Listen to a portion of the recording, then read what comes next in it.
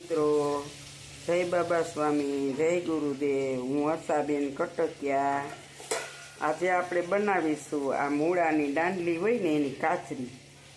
આ મૂળાની દાંડલી છે ને એને આપણે કાપી લીધી દાંડલી. હવે આપણે આને ધોઈ નાખશું સરસથી. વોશ કરી લઈ પછી તમને બતાવું કે કેમ કરવી એમ.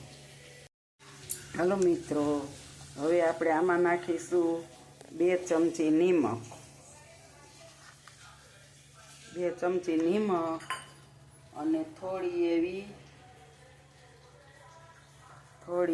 છાશ. આ છાશ નાખ્યું. હવે આપણે આને થોડીક વાર રાખી થોડુંક એવું પાણી નાખીશું, આપ જોઈ શકો છો. અને હવે આપણે આને છે ને થોડુંક હલાવી આમ, અને આને આપણે પલાળી દેવાની છે ઢાંકીને, એટલે 5 થી 7 કલાક. પછી આપણે આને તડકે સૂકવી દેશું. આપણે જો પલાળી હતી ને, દેખાય છે? હવે સૂકવી દેશું તડકે. પલળી ગઈ છે આપણે.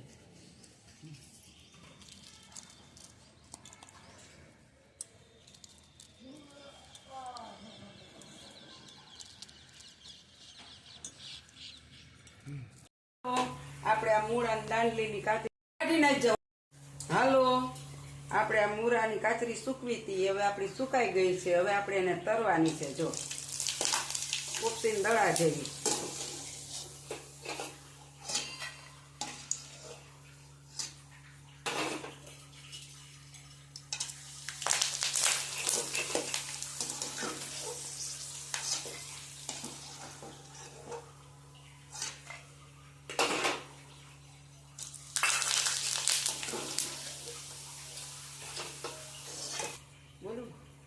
હાલો, આપણી કાચરી તૈયાર થઈ ગઈ છે.